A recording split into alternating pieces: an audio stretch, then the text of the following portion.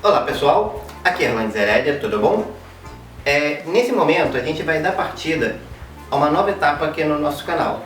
Até então eu trouxe algumas aulas aleatórias sobre edição, sobre o meu fluxo de trabalho, mas daqui em diante a gente vai seguir um sistema de curso, como se fosse um curso online.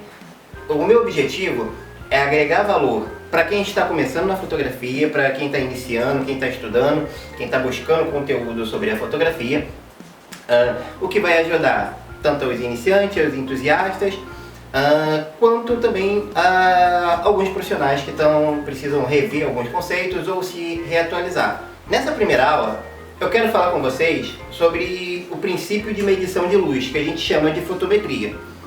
Tem alguns outros conteúdos que a gente precisaria ver antes, como o manuseio de câmera, o que é a câmera, quais são as partes da câmera, como lente, por exemplo, as características da lente. Mas eu penso que é fundamental a gente começar a trabalhar sobre a fotometria e a medição da luz, que vai ser a nossa matéria-prima na fotografia. Para esse motivo, eu escolhi como o primeiro assunto a nossa fotometria.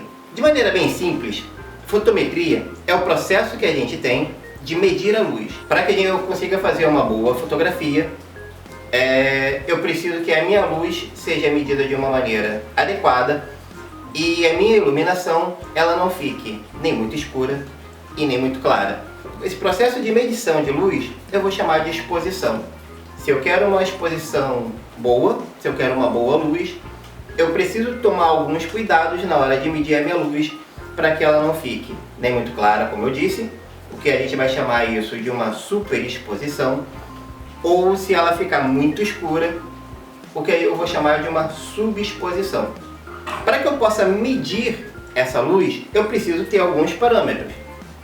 Se eu preciso ter uma medida de distância, eu tenho um metro. Se eu preciso medir massas, eu tenho a unidade de medida, quilo. Para a fotografia, a medição de luz, a unidade que a gente vai usar se chama EV. O EV, de uma maneira muito simples, vamos chamar simplesmente de valor de exposição, que vai ser a unidade básica de medida da luz em relação à fotografia. Para a parte da física, por exemplo, terão outras unidades como lumens, por exemplo.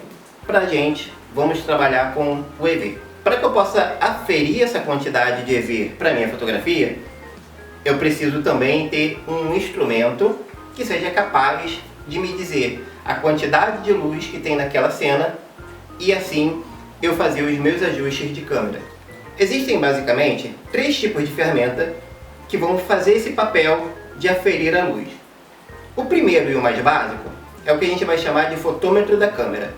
Essa reguinha que você vê tanto quando você olha pelo viewfinder, que é aquele buraquinho por onde você olha na sua câmera para fazer a fotografia, quanto quando você olha para o LCD, você também vê essa mesma barrinha aparecendo. Essa barrinha que você vê aparecendo também no seu LCD é o fotômetro. A gente vai chamar ele de fotômetro da câmera ou fotômetro de luz refletida. Por quê? Esse tipo de fotômetro, eles vão depender que a luz atinja o seu assunto, reflita para dentro da sua câmera e só então essa ferramenta que está dentro da sua câmera consegue fazer essa leitura. Como eu consigo interpretar esse fotômetro? Essa barrinha ela vai ter um marco zero no meio dela. Para um lado eu vou ter o lado negativo, que vão ter as unidades negativas, menos 1, menos 2, menos 3.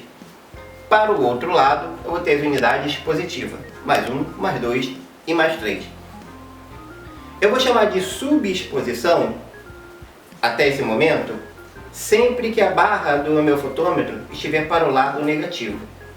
E vou chamar de superexposição, sempre que essa barra do meu fotômetro estiver para a direita.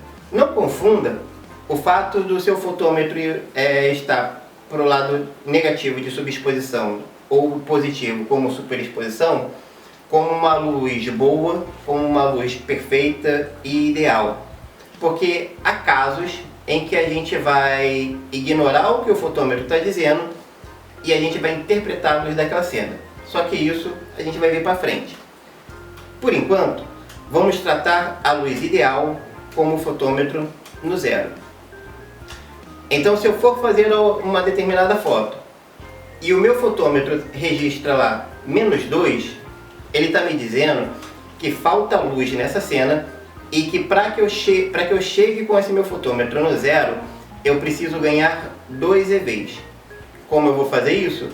Eu posso aumentar a força da minha luz se ela for artificial, como nesse caso aqui do vídeo, ou eu posso ajustar os meus parâmetros de câmeras, que a gente vai trabalhar com eles em aulas futuras, e compensar de maneira com que eu chegue com essa minha fotometria, com o meu fotômetro, perdão, lá no zero.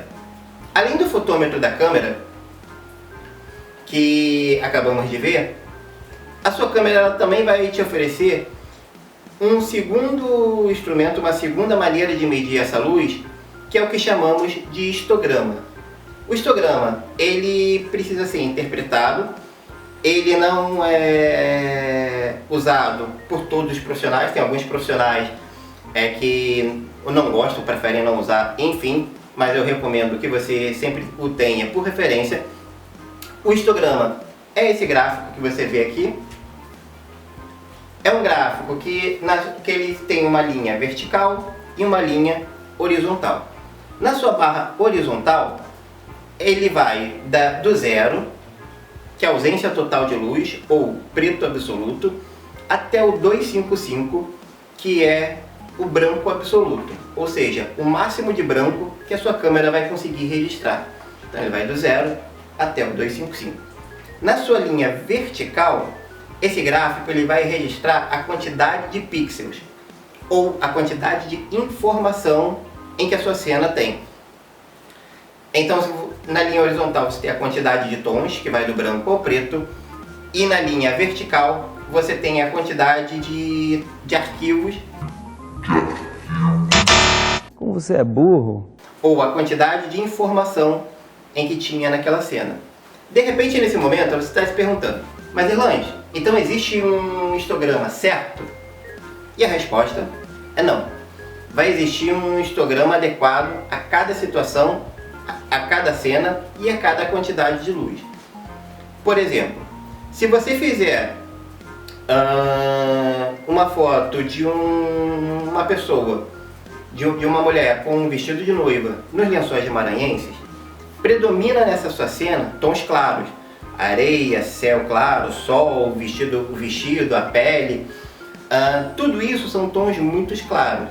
Então tende que o seu histograma tenha ausências de preto, tenha alguma informação de tons médios e que tenha muita informação nos tons claros, como por exemplo, nesse caso.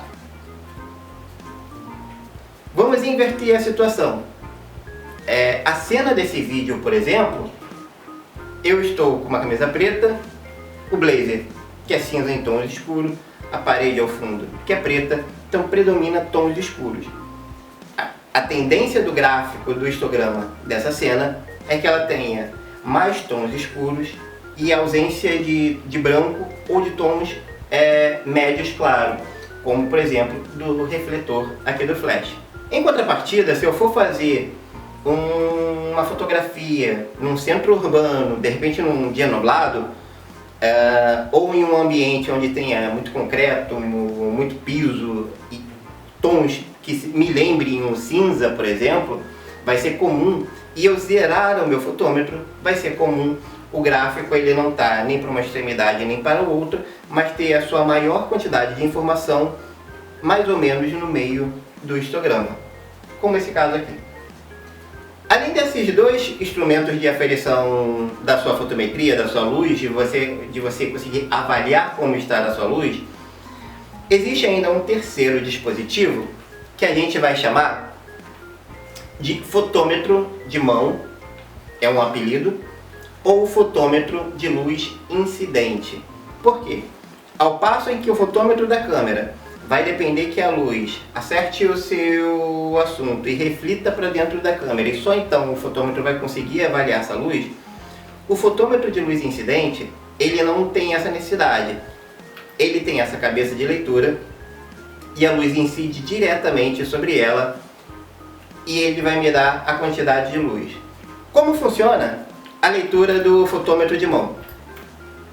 O fotômetro de luz é incidente. Eu vou configurar nele algumas informações, como velocidade de obturador e ISO. A gente vai falar desses parâmetros mais à frente. Aciono um botão e quando eu disparar o flash, ele vai ler a potência desse flash em medida de diafragma. Com base nessas informações, eu coloco essa mesma configuração na minha câmera e faço uma fotografia daquela luz adequada.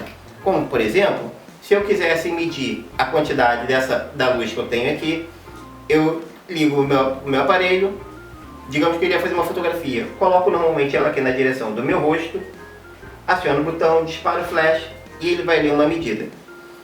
Esse aparelho, em função, apesar dele ser muito útil, eu costumo dizer que ele está para o fotógrafo, assim como a calculadora está para o contador, apesar de muito útil e essencial em alguns nichos de trabalho, eu considero o alto preço dele às vezes dificulta o acesso para quem está iniciando. Então, se você não tem esse aparelho, mesmo sem ter ele, você consegue fazer a fotometria usando o seu fotômetro da câmera e o seu histograma de forma bem auxiliar. Para quem vai trabalhar usando muito a luz natural ou luz contínua, existe um aplicativo para celular que ele vai trabalhar como um fotômetro. Você pode pesquisar na loja do seu dispositivo, seja ele Android ou iPhone, como fotômetro ou light meter, vai ter o mesmo princípio. Sendo que, como esses dispositivos eles usam o sensor do seu celular, ele vai ter uma margem de erro. É isso aí, pessoal. Essa foi a nossa primeira aula abordando o tema fotometria. Quais são as ferramentas que você tem para medir a luz, quais os cuidados que você precisa ter para aferir essa luz, desde os dispositivos mais simples que já estão embutidos na sua câmera, como o fotômetro e o histograma, quanto um dispositivo mais avançado e mais preciso, que é o fotômetro de luz incidente. Nas próximas aulas, iremos tratar das configurações de câmeras, como ISO, diafragma e obturador, o papel e o efeito de cada um deles, de maneira com que vocês consigam criar a luz da sua fotografia e ter uma luz que a gente chama de luz criativa, e você conseguir fazer a aferição adequada da sua luz.